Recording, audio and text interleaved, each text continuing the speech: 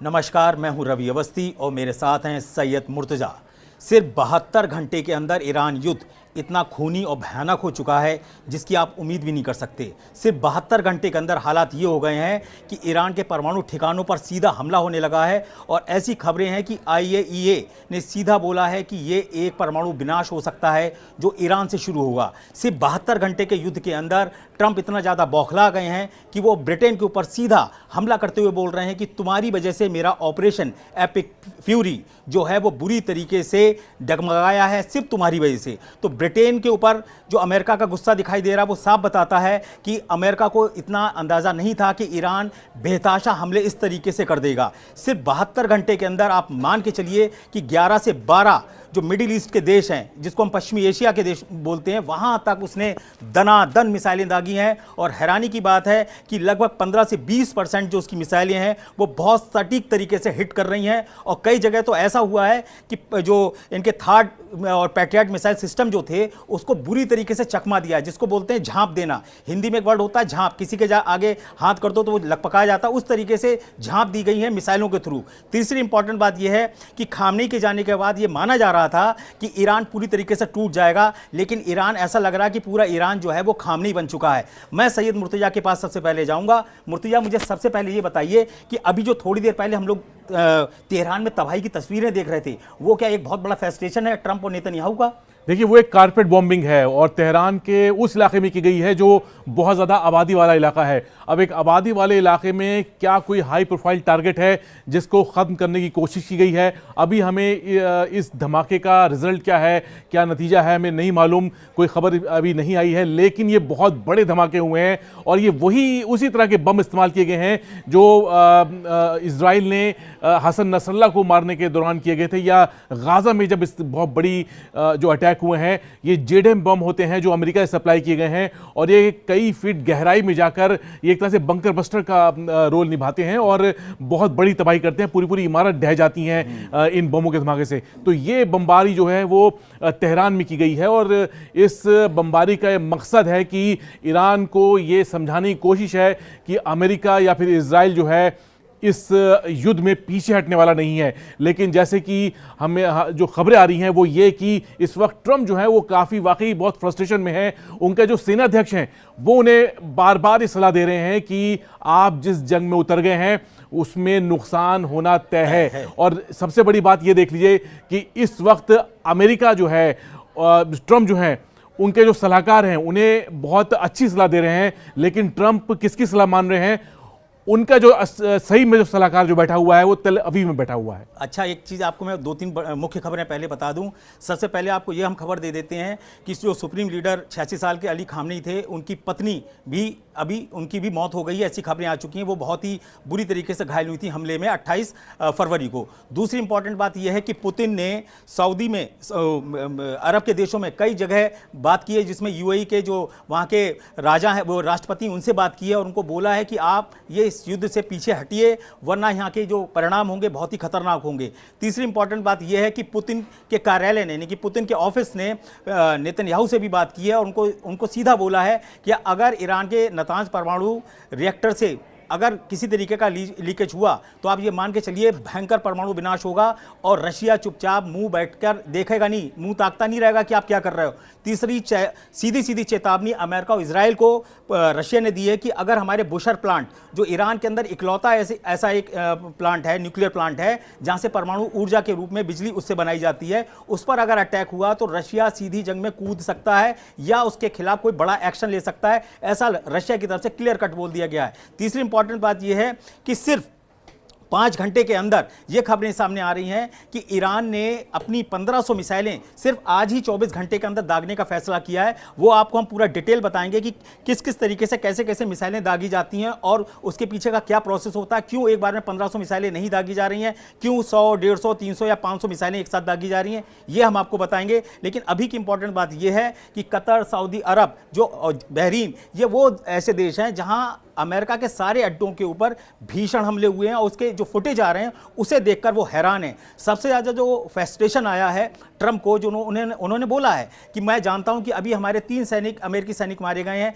लेकिन आने वाले दिनों में हमारे और भी सैनिक मारे जा सकते हैं। एक राष्ट्रपति पहले से ही मान के चल रहा है कि उसके सैनिक मारे जाएंगे, तो आप समझ सकते हैं कि मनोवैज्ञानिक रूप से अमेरिका कितना अपने आप को झुंझलाहट में देख रहा है। और यहां तक कि जो कतर, जो कुवैत से जो खबरें आई और जो तस्वीरें आई वो तो और भी फ्रस्ट्रेशन वाली थी कि अमेरिका के F-15E जो फाइटर जेट्स हैं, वो ऐसे 3 जेट्स जो हैं वो अब तक तबाह हो चुके हैं। एक का तो वीडियो भी सामने आ चुका है और उसमें ये दावा किया जा रहा है अमेरिका की तरफ से कि हमारे एयर डिफेंस ने उसको हिट कर दिया, जिसकी वजह से ये घटना हो गई।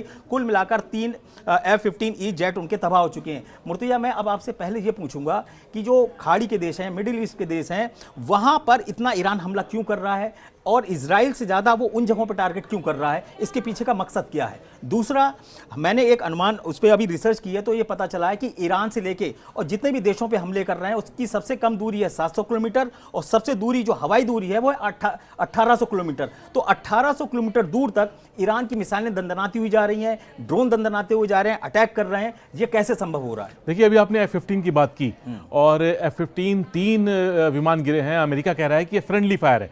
फ्रेंडली फायर मतलब कि आपके ही साथी, आपके ही रडार सिस्टम, आपके ही एयर डिफेंस सिस्टम ने उसको गिरा दिया या आपके दूसरे विमान ने उसको दुश्मन का विमान समझ के उस पर अटैक किया और वो उसका नुकसान हुआ, वो गिर गया। लेकिन क्या ये सच है? एक गलती हो सकती है, 2 गलती हो सकती है, 3 ब्लंडर कौन करेगा? अगर 3 ब्लंडर हो रहे हैं तो इसका मतलब दाल में कुछ काला है। और बहरीन जहां पर है, मनामा जहां पर है, वो जगह ईरान की ज़मीन से करीब 150 किलोमीटर के आसपास की दूरी है। और अगर आप देखें तो ईरान का जो long range air defence system है, एक है सैयाद 3 जो इन्होंने हाल में ही तैयार किया है, बहुत मॉडर्नाइज सिस्टम है, उसकी रेंज भी 150 से 200 किलोमीटर है। क्या ये तीनों जहाज जो हैं सैयाद 3 का शिकार बने हैं? दावा किया जा रहा है कि ईरान के एयर डिफेंस सिस्टम जो है वो नाकाम हो चुके हैं और वो पहले ही जो है उसको ख़त्म कर दिया गया है। लेकिन मेरा ये मानना है कि ईरान ने अपने जिस तरह से जो एयर डिफेंस असेट्स जो हैं वो जिस तरह से छुपाए हैं, वो उसको मालूम है कि शुरुआत में उससे बड़ा नुकसान होता है, उसने उन सिस्टम्स का इस्तेमाल ही नहीं किया है। वो इन एयर डिफेंस सिस्टम्स को एक सही वक्त के लिए इस्तेमाल करेगा, ऐसा इंतज़ार करेगा और तभी ये सिस्टम जो है वो धीरे धीरे जब ये युद्ध जो है वॉर ऑफ एट्रिशन के दौर में गुजरेगा, मतलब जब हथियारों की कमी जो है वो दोनों साइड्स पे होने लगेगी, तब ये देखा जाएगा कि कौन ज़्यादा लंबे दौर तक ये युद्ध कर सकता है। तब ईरान जो है अपने इन हथियारों को निकालेगा। अब F-15 का जो गिराया गया है, मुमकिन है ये इस एयर डिफेंस सिस्टम से गिराए हों। दूसरा सवाल ये कि आपके ईरान जो है इन इलाकों में हमला क्यों कर रहा है? ईरान ने कतर में अल उदैद एयरबेस पे FPS 132 नाम का रडार जो है वो पहले दिन ही उसका उड़ा दिया था। अब ये रडार, आप मैं इसको समझाऊंगा आपको कि ये रडार क्यों बहुत ज़्यादा ज़रूरी था ईरान के लिहाज से कि इसको उड़ा दिया जाए। ये रडार जो है 5000 किलोमीटर की रेंज रखता है। 5000 किलोमीटर इसका मतलब है कि ये आधी दुनिया कवर कर रहा है करीब। और इस रडार के जरिए पिछले साल भी जब ईरान मिसाइल दाग रहा था इजराइल के ऊपर और अमेरिका शुरुआत में शामिल नहीं था डायरेक्ट, तब इसी रडार से जो डेटा था ईरान की मिसाइल्स का वो इजराइल को पहुंचा था और वहां तब वो मिसाइल की ट्रेजेक्ट्री को फॉलो करके उसको गिराया जा रहा था। इस बार ईरान ने इस रडार को ख़त्म कर दिया है। ऐसा ही एक रडार जो है वो UAE में भी है और मेरे ख्याल से या तो उसको नुकसान पहुंचा है या मेरे ख्याल से वो भी टारगेट पर रहेगा या फिर उड़ा दिया गया होगा।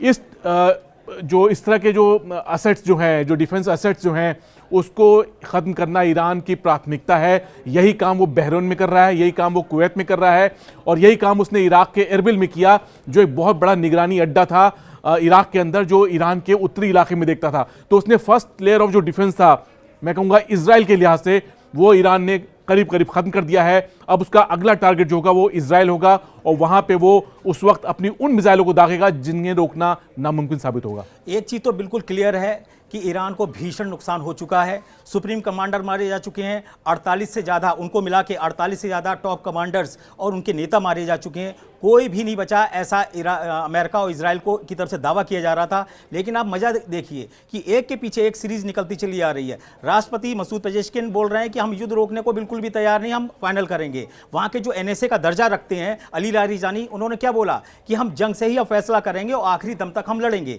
तीसरी इंपॉर्टेंट बात यह है कि वहाँ के जो नए सुप्रीम लीडर अराफी बनाए गए हैं, उन्होंने क्या बोला है कि हम इस युद्ध को खत्म करेंगे, अमेरिका ने शुरू किया है। तो ये जो मनोवैज्ञानिक कहते हैं ना युद्ध है, उसमें ईरान बड़ा हावी पड़ रहा है। उसके 2-3 कारण मैं आपको स्पष्ट रूप से दिखा देता हूं। पहली इंपॉर्टेंट बात यह है कि ईरान ने कल बोला कि हमने USS अब्राहम लिंकन युद्धपोत पर 4 बैलिस्टिक मिसाइलें मारी। इसका असर क्या हुआ?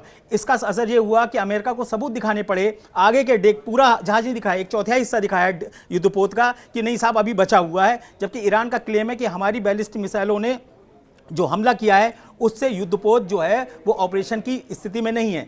तीसरी इंपॉर्टेंट बात यह है कि जब इस पूरे इलाके में ऑलरेडी अमेरिका के और के जो युद्धपोत हैं उनकी संख्या लगभग 20 से ज़्यादा की करीब बताई जा रही है। ऐसी स्थिति में फ्रांस की तरफ से 2 युद्धपोत और मंगाए जा रहे हैं, यानी कि उनको भरोसा ही नहीं रह गया ट्रंप को कि ये जो हमारे 20 युद्धपोत हैं वो ईरान को काबू में कर पाएंगे। तीसरी इंपॉर्टेंट बात यह है कि जो जनरल डैन ने भी बोला था, जो अमेरिका के हैं, कि हम अगर ये सोच रहे हैं कि इस युद्ध को हम कंट्रोल कर लेंगे तो ऐसा नहीं है। आप सोच रहे हैं कि हम 2-3 दिन में इसको खत्म कर लेंगे, ऐसा नहीं हो सकता। इसके पीछे का सबसे बड़ी वजह यह है कि आज ट्रंप ने एक इंटरव्यू में खुद बोला है कि मुझे लगता है कि इस युद्ध में 2 हफ्ते भी लग सकते हैं और इसको खत्म करने में 4 हफ्ते भी लग सकते हैं। यह ट्रंप का बयान क्या है? यह दिखाता है कि अमेरिका एक ऐसे दलदल में फंस चुका है मिडिल ईस्ट के युद्ध में, जिसमें अब उसकी छीछा लेदर होना तय है। यहां पे इंपॉर्टेंट बात क्या है कि ओमान ने कल क्या बोला था, वहां के विदेश मंत्री ने, अमेरिका ये आपका युद्ध नहीं है, ये इजराइल का युद्ध है, आप उसको करने दीजिए, आप यहां से बहुत हो गया, अब यहां से आप निकलिए।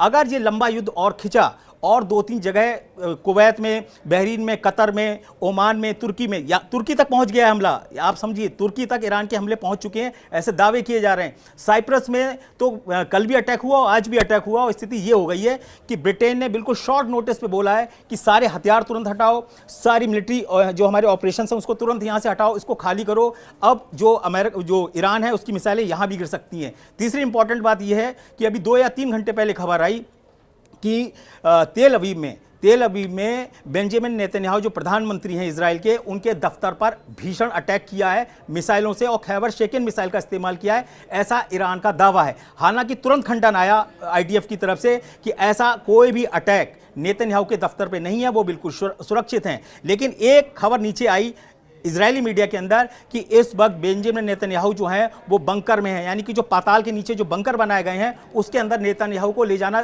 ज़रूरी समझा गया। तो इसका मतलब ये हुआ कि जो तेल अवीव के ऊपर दावा किया जा रहा है इजरायली मीडिया के थ्रू कि लगभग तेल अवीव में 40 से बड़ी इमारतें पूरी तरीके से तबाह हो चुकी हैं, उससे ये साबित होता है कि जो एयर डिफेंस है इजराइल का, एरो 3 हो, एरो 4 हो, आयरन डोम हो, वो सारी मिसाइलों को नहीं कर पा रहा है। उसकी इस बार जो उसका कहते हैं ना फॉर्मूला निकाला है ईरान ने, वो ऐसा निकाला है कि इसके हमलों को रोक ही नहीं पा रहा है। अब मैं आपको यहाँ पे इंपॉर्टेंट बात एक और आखिरी बताने जा रहा हूँ, उसके बाद हम मुर्तजा के पास जाएंगे कि अब ट्रंप ने क्या किया है, इसमें भी धर्म को घुसेड़ दिया है। उन्होंने ब्रिटेन में बोला है, कीर स्टॉमर है प्रधानमंत्री, कि आप मुसलमानों से डर गए, इसीलिए आपने डियो गार्जिया हमको नहीं दिया, देर से दिया, इसके चक्कर में हमारा जो ऑपरेशन एपिक फ्यूरी है वो 2-3 घंटे लेट हुआ, इसीलिए B-2 बमबर्षक जो डियो गार्जिया हवाई अड्डे से उड़ते थे उनके उड़ने में, उनके ऑपरेशन में देरी हुई और जिसका फायदा ईरान को मिल रहा है। और ये जो झुंझलाहट और खिसियाहट है वो एक तरीके से ब्रिटेन के ऊपर राष्ट्रपति ट्रंप दिखा रहे हैं।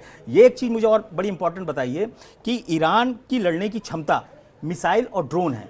तो अभी मुझे एक बात समझ में नहीं आ रही कि टॉप लीडरशिप को बड़े आसानी से मार रहे हैं, लेकिन हैरानी की बात है कि जो मिसाइलों के हमले हैं वो रोक ही नहीं पा रहे हैं। तो क्या इनकी इंटेलिजेंस वहां पे नहीं है, सिर्फ कमांडरों के घरों में घुसी हुई है? और जो जागरोस की पहाड़ियां हैं जहां से ये अटैक बताए जा रहे हैं या किरमान शाह से अटैक बताए जा रहे हैं, क्या वहां पर ये लोग उसको कंट्रोल नहीं कर पा रहे हैं?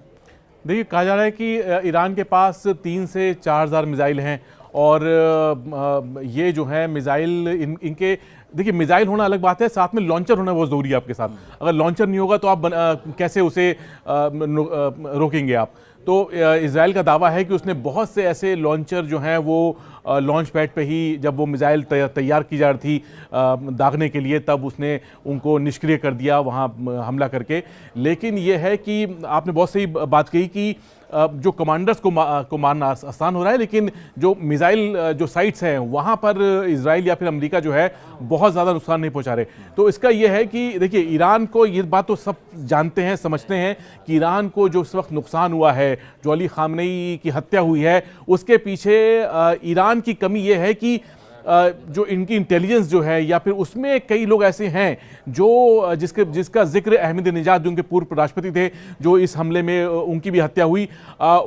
इस युद्ध के दौरान जो है बहुत सी इंफॉर्मेशन ऐसी है जो इजराइल या फिर अमेरिका, इनकी इंटेलिजेंस एजेंसीज के पास हैं, इसलिए ये बहुत ज़्यादा सटीक तरीके से हमला कर पा रहे हैं। और जैसे कि हमने शुरुआत में कहा कि आज जो धमाका हुआ है तेहरान में, जो कॉर्बेट बॉम्बिंग हुई है एक रिहायशी इलाके में। एक बार जरा कॉर्बेट बॉम्बिंग थोड़ा हमारे दर्शकों को समझाइए, कॉर्बेट बॉम्बिंग का मतलब क्या है, और इसमें क्या B-2 बम-वर्षक यूज हुए होंगे, या किस टाइप के F-35 यूज हुए होंगे, या F-15 या F-16 सीरीज के होंगे, ये किस तरीके से की गई होगी? देखिए, कॉर्बेट बॉम्बिंग ये होती है कि आप एक सीमित जगह में आप उसको जैसे कालीन जैसे बिछाते नहीं है, दरी बिछाते हैं, आप वैसे ही आप बम को बिछा दें। बिल्कुल। और इसके लिए होता है कि आप हैवी बम्बार्मेंट करते हैं, और बमों की एक लेयर जो होती है उस इलाके में आप उससे हमला करते हैं। और ये इस तरह के हमले जो होते हैं वो आमतौर पे बड़े बॉम्बर से होते हैं। B-2 बॉम्बर का अभी तक इसमें इस तरह से इस्तेमाल होने की बात सामने नहीं आई है, लेकिन अमेरिका के पास जो बाकी फाइटर जेट्स जो हैं वो ऐसा कर सकते हैं कि लगातार कई फाइटर जेट्स लॉन्च किए जाएं, और एक स्टैंड ऑफ रेंज से, मतलब कि 100-150 किलोमीटर की दूरी से कई बम जो हैं वो लॉन्च किए जाएं, वो जो एक ही जगह पे जाके वो एक ही टाइम पे वो फटे। तो इस तरह से कारपेट बॉम्बिंग जो है अंजाम दी जाती है। और इस तरह की बॉम्बिंग पहले इराक में काफ़ी हो चुकी है, अफगानिस्तान में हो चुकी है, और ईरान में, तेहरान में ये पहली बार देखी गई है। हसन नसरल्लाह को जब मारा गया था लेबनान में, तब भी वो बॉम्बिंग भी कारपेट बॉम्बिंग ही थी। मतलब कि वो जो पूरा आसपास का ब्लॉक का जो इलाका था जहाँ पे हसन नसरल्लाह के बताया गया था कि छुपे हुए थे या वहाँ पे ठहरे थे, उस जगह को पूरी तरह ख़त्म कर दिया गया था। वो कारपेट बॉम्बिंग के बिना मुमकिन नहीं है। और प्रेसिशन गाइडेड जो म्यूनिशंस होते हैं उसका इस्तेमाल होता है, लेकिन एक सीमित दायरे में, जहाँ कुछ भी बाकी ना रह जाए और सिर्फ धूल और मिट्टी रह जाए, वो हम आज देख रहे हैं कि वो चीज़ तेहरान में भी इस तरह के हमले किए जा रहे हैं। 2-3 चीज़ें आप बड़े ध्यान से सुन लीजिए। 72 घंटे के अंदर 2500 से ज़्यादा टारगेट या कहते हैं ठिकानों पर ईरान के हमला हुआ है। उसके ऊपर ये आप मान के चलिए लगभग 3000 से ज़्यादा मिसाइलें अलग अलग तरीके की दागी जा चुकी हैं। उसके ऊपर 1200 से ज़्यादा अलग तरीके के जो हैवी बम थे वो भी यूज़ किए गए। सिर्फ B-2 बम वर्षक से ही 14 तरीके के 14 GBU-57 बॉम्ब्स गिराए जा चुके हैं। इतना भीषण नुकसान, इतनी भीषण तबाही।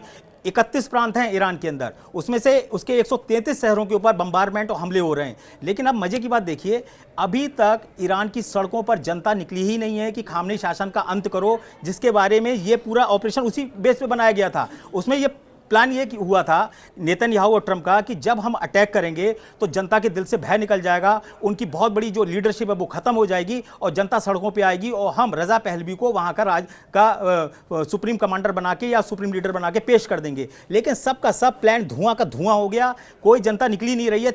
पश्चिमी तेहरान पूरा खाली हो चुका है। ईरान ने खुद बोल दिया कि तेहरान खाली कर दो, हम यहाँ आर पार की जंग करेंगे। कुल मिलाकर जो वहाँ की लीडरशिप बची हुई है वो इस तरीके से है कि सब लोग अब खामनेई के रूप में ही डिसीजन ले रहे हैं। उसमें कुछ भी ऐसा रद्दोबदल नहीं नजर आ रहा है जिससे ये लगे कि ईरान जरा भी झुकने को तैयार है। और यही फ्रस्ट्रेशन अमेरिका और इजराइल पर हावी हो रही है, और इसी का दबाव अब रशिया और चीन की तरफ से आ रहा है। पुतिन ने तो सीधा बोला है कि अगर हम देख रहे हैं, अगर 2-4 कहते हैं ना दिन के अंदर आपने इसको नहीं खत्म किया तो हम कुछ बड़ा एक्शन लेंगे। और पुतिन ने एक बड़ा अजीब तरीके का बयान दिया है कि हम लगातार ईरान के संपर्क में हैं, हमने ईरान को अकेले नहीं छोड़ा है। इसके बहुत मायने हैं। हम पहले भी बता चुके हैं कि खुफिया जानकारी, खुफिया इनपुट रशिया की तरफ से मिल रहे हैं। ये जो F-15E गिरे हैं, ये कोई साइबर अटैक का शिकार तो नहीं हुए, ऐसे भी सवाल मीडिया में आने लगे हैं। ऐसा नहीं हो सकता। मुर्तजा ने भी बोला था कि आप एक गलती करेंगे, 2 करेंगे, 3 गलती नहीं हो सकती, वो भी इतनी कीमती और प्रीशियस जेट्स को लेके। हम इस चर्चा को विराम देने की तरफ बढ़ रहे हैं, लेकिन मैं कमेंट लेना चाहूँगा। ये मुझे बताइए कि ईरान की आने वाली जो कहते हैं ना 2-3 दिन की जो जंग होगी वो कितनी इंपॉर्टेंट है, और ईरान को इस युद्ध को जीतने के लिए अब करना क्या पड़ेगा, उसकी स्ट्रेटेजी क्या हो सकती है? देखिए, रीजनल वॉर की बात की थी खामनेई ने, और रीजनल वॉर का मतलब है कि इसमें पूरा इलाका जो है वो एक तरह से इस युद्ध की चपेट में होगा। साइप्रस का आपने, मैं अभी बताना चाहता था कि साइप्रस का आपने जिक्र किया कि साइप्रस पे हमला हुआ है, वहां पे अड्डे खाली किए गए हैं। अब साइप्रस इतना महत्वपूर्ण क्यों है? साइप्रस जो है भूमध्य सागर में एक देश है जो टापू के रूप में है, और ये वो जगह है जो जिस पर कुछ इलाके पे तुर्की का कब्जा है, कुछ इलाका ग्रीस के कंट्रोल में है, और यहाँ पर ब्रिटेन के मिलिट्री बेस हैं। ये वो जगह है जहां पर एक ऐसा रडार लगाया गया है। साइप्रस में एक जगह है लिमासोल, जो मतलब कि इसकी राजधानी भी है, और यहां पर एक ऐसा रडार लगा हुआ है जो उसी तरह निगरानी रखता है आसपास के इलाके की, जो जैसे कतर में जो रडार मारा गया है या उसको तबाह किया गया है, वैसे ही रडार वहां पर है, और वो निगरानी करता है पूरे क्या कहते हैं, ये तुर्की और आसपास रूस का ब्लैक सी आसपास के इलाके पे वो रडार नजर रखता है, और इसे बहुत ही स्ट्रेटेजिक प्लेस माना जाता है अमेरिका की निगरानी के, अमेरिका और यूरोप की निगरानी के लिहाज से। मेरे ख्याल से अगर ये साइप्रस पे आगे हमले होते हैं तो मेरे ख्याल से इस रडार को नुकसान पहुंचाने की कोशिश की जाएगी, और ये रडार को नुकसान पहुंचता है तो समझ लीजिए किसको फायदा होगा। ठीक। मैं आपको बता दूं, जो ट्रंप और नेतन्याहू समझ रहे थे कि ईरान का युद्ध उनके लिए हलवा है, वो बिल्कुल भी नहीं है भाई साहब। लोहे के चने साबित हो रहा है, ये बिल्कुल 72 घंटे के अंदर सामने आने लगा है, उसका फ्रस्ट्रेशन दिख रहा है, उसमें नुकसान साफ दिखाई दे रहा है। तीसरी इंपॉर्टेंट बात यह है कि पुतिन की एंट्री जो आ गई है वो साफ बताती है कि ईरान ने अपना काम कर दिया है। ईरान की परफॉर्मेंस को देखकर रशिया को जो कॉन्फिडेंस आया है कि ये माहिर लड़ाके हैं, खामने के खिलाफ कोई भी समर्थन, उनके खिलाफ कोई भी कहते हैं ना विरोध प्रदर्शन सड़कों पे नहीं दिख रहा है। इससे रूस का और चीन का कॉन्फिडेंस बढ़ा है। उनको भी लग रहा था कि शायद खामने के शासन को उखाड़ने के लिए जनता सड़कों पे उतरेगी, लेकिन ऐसा बिल्कुल भी नहीं हुआ। तीसरी इंपॉर्टेंट बात यह है कि जो ट्रंप को भरोसा दिलाया गया था कि एक बहुत बड़ा विद्रोह होगा सड़कों पे, वो कुछ भी नहीं हुआ। कुल मिलाकर यह है कि पूरा ईरान जो है वो एकजुट हो गया है और मरने मारने पे उतारू हो गया है। अगले 24 और 26 घंटे के अंदर मुझे ऐसा लग रहा है कि कुछ खबरें ऐसी आएंगी जो आपको हैरान कर देंगी, क्योंकि ट्रंप ने खुद बोल दिया है कि अभी हमारे कुछ लोग और भी हमारे सैनिक मारे जा सकते हैं या हमको नुकसान उठाना पड़ेगा, क्योंकि रक्षा मंत्री हैं जो अमेरिका के, वो भी ये बोलने लगे कि जहां से हम पे हमला होगा हम वहां पे हमला करेंगे। इसका मतलब ये है कि कुछ ना कुछ बड़ा पक चुका है और ये जो युद्ध है ये खोलने लगा है। और रवि, जो मैं ये बात मैं उसका जिक्र करना चाहूँगा जो आपने भी कही, जो आपने हम चर्चा कर रहे थे कि जिंदा खामनेई इतने खतरनाक नहीं थे, मरने के बाद खामनेई जो हैं वो बहुत ज़्यादा खतरनाक हो गए हैं। और ये सिर्फ अमेरिका और इजराइल के नहीं बल्कि पूरे पश्चिम एशिया में इस वक्त जिस तरह की लहर उठी हुई है, चाहे वो ईरान की बमबारी से हो, वहाँ पर जिस तरह के एहतजाज प्रदर्शन हो रहे हैं, उससे पूरा पश्चिम एशिया एक बहुत बड़े ट्रांसफॉर्मेशन के दौर से गुजर सकता है, और ऐसा मुमकिन नजर आ रहा है। आप याद रखिए कि ये जो ईरान के नतांज परमाणु ठिकाने पे हमला किया है यही टर्निंग पॉइंट है, और आप देखिएगा कि अभी तो ये 40 अड्डे तबाह बताए जा रहे हैं, ये संख्या बहुत तेजी से बढ़ेगी, क्योंकि 1500 से ज़्यादा ईरानी मिसाइलें अगले 24 घंटे के अंदर हमला कर चुकी होंगी। और हम नए अपडेट के साथ हम मुर्तजा फिर हाजिर होंगे। तब तक के लिए नमस्कार।